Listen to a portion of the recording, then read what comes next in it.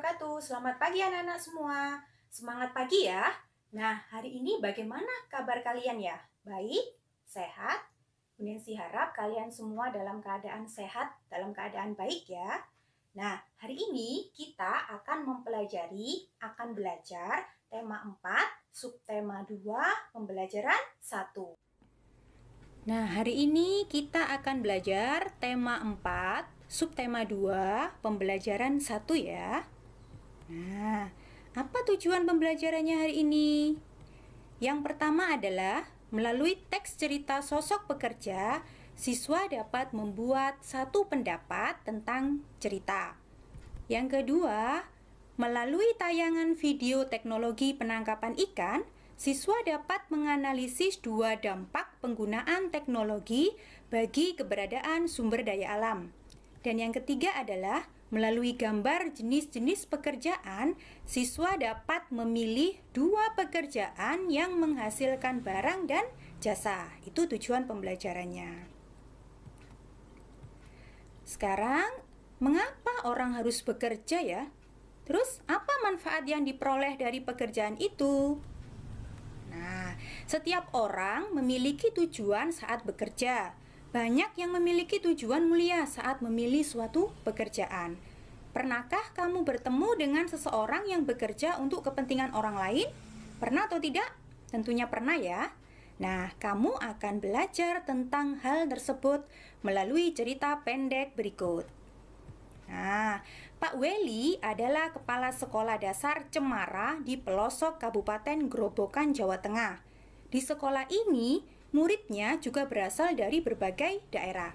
Pak Weli senang melihat murid-muridnya dapat belajar dan bermain bersama tanpa mempersoalkan asal-usul. Semua unik, baik sifat maupun kecerdasannya. Sudin adalah penduduk asli Grobogan. Ia seorang anak yang suka membaca, percaya diri, dan pandai berpidato. Pak Weli ingin Sudin memperoleh pengalaman berharga melalui lomba pidato yang sebentar lagi akan diadakan di tingkat nasional. Sambil berpikir bagaimana memperoleh dana, Pak Weli mendaftarkan Sudin sebagai peserta lomba. Ia melatih Sudin setiap hari.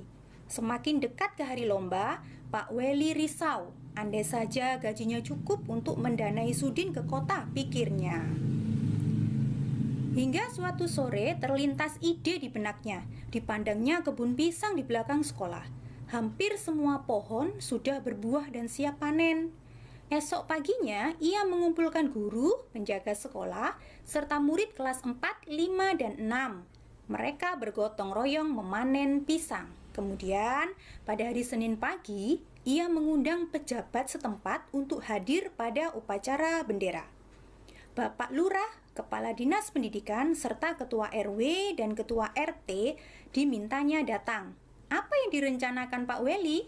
Selanjutnya didampingi Pak Seto, guru kelasnya, Sudin pun berangkat ke kota. Sudin berhasil mempersembahkan piala juara pertama lomba pidato untuk sekolahnya. Tak sia-sia usaha Pak Weli dan seluruh warga sekolah. Nah, dari cerita ini, apa ada pekerjaan di dalamnya?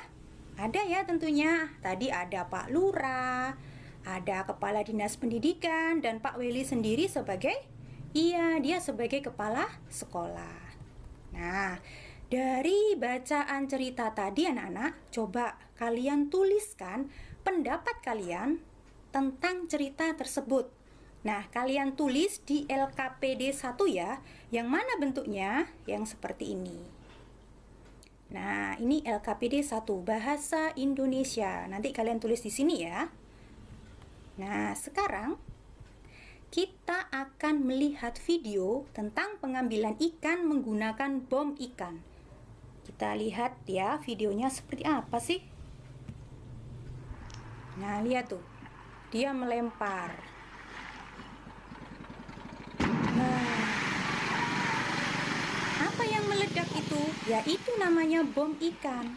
Nah, mereka menggunakan cara itu anak-anak untuk memudahkan mereka untuk mengambil ikan. Karena kalau sudah meledak kan otomatis ikannya mati. Jadi gampang sekali untuk diambil.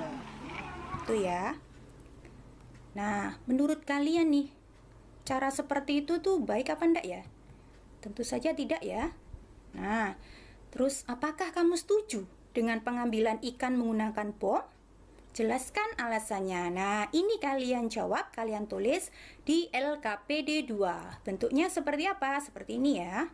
Tuh, LKPD 2 adalah IPA. Nah, tadi pekerjaan nelayan juga sudah ya. Sekarang lanjut, kita perhatikan dua gambar. Nah, di satu gambar itu adalah pengambilan ikan dengan bom. Dan yang satunya lagi adalah dengan pukat harimau. Terus, apakah dua-duanya berbahaya atau tidak? Nah, kalau pengambilan ikan menggunakan bom, bahan peledak, ya, cara ini itu dapat menyebabkan hancurnya terumbu karang dan habitat ikan. Namanya juga bom ya. Bisa membunuh ikan. Kemudian kalau pukat harimau berbahaya apa enggak ya? Nah, kalau pukat harimau adalah jaring itu yang sangat besar sehingga semua makhluk hidup dapat terjaring. Jadi termasuk telur-telur, ikan-ikan kecil semuanya bisa masuk ke dalam pukat harimau. Terus apa bahayanya? Ya tentu saja berbahaya karena kalau ikan kecil-kecil, telur-telurnya semuanya masuk ke jaring, otomatis kan bisa menyebabkan kelangkaan ikan. Karena ikannya kan tidak ada, lama-lama kan habis gitu ya. Jadi dua-duanya ini sangat berbahaya dan sebenarnya itu tidak boleh digunakan. Nah, pekerjaan nelayan menangkap ikan, sekarang kita lihat nih, ada apa nih ya? Macam-macam pekerjaan. Tuh, ada banyak gambar-gambar macam-macam pekerjaan. Ada gambar dokter, astronot, ada apa itu? Pengacara, ada koki, ada pemain musik, macam-macam ya. Ini semuanya tuh macam-macam pekerjaan. Ada yang menghasilkan barang dan ada yang menghasilkan jasa. Nah, biasanya dalam pekerjaan itu ada yang namanya kegiatan ekonomi.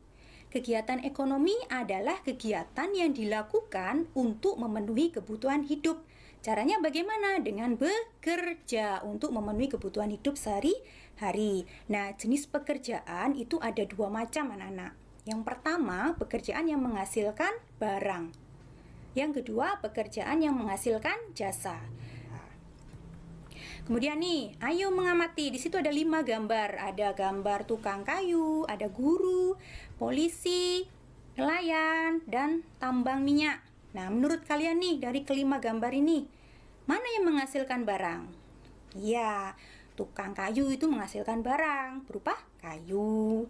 Polisi itu menghasilkan jasa, bukan barang ya. Guru sama menghasilkan jasa. Nah, sekarang coba nih, ada lagi tugasnya. Tuliskan 2 jenis pekerjaan yang menghasilkan barang dan jasa yang ada di sekitarmu. Kamu tulis jawabannya, kamu kerjakan di LKPD 3, yaitu IPS. Nah, itu anak-anak pembelajaran kita pada hari ini ya. Apa saja sih kesimpulannya? Yang pertama, kita bisa memberikan pendapat kita pada sebuah cerita, sebuah bacaan yang akan kita baca. Kemudian yang kedua adalah kita bisa nih menganalisis, menyebutkan apa saja sih dampak yang bisa ditimbulkan oleh teknologi kepada keberadaan sumber daya alam. Dan yang ketiga adalah kita bisa memilih jenis-jenis pekerjaan mana yang menghasilkan barang dan pekerjaan mana yang menghasilkan jasa. Bunda yakin kalian pasti bisa mengerjakan semua tugas yang diberikan dari Bunda tadi. Dan jangan lupa kerjakan di LKPD yang nanti akan Bunda share ya. Nah, demikian anak-anak yang dapat Bunda sampaikan. Ada kurang lebihnya mohon maaf yang sebesar-besarnya. Wassalamualaikum warahmatullahi wabarakatuh. Selamat siang semuanya. Tetap rajin belajar.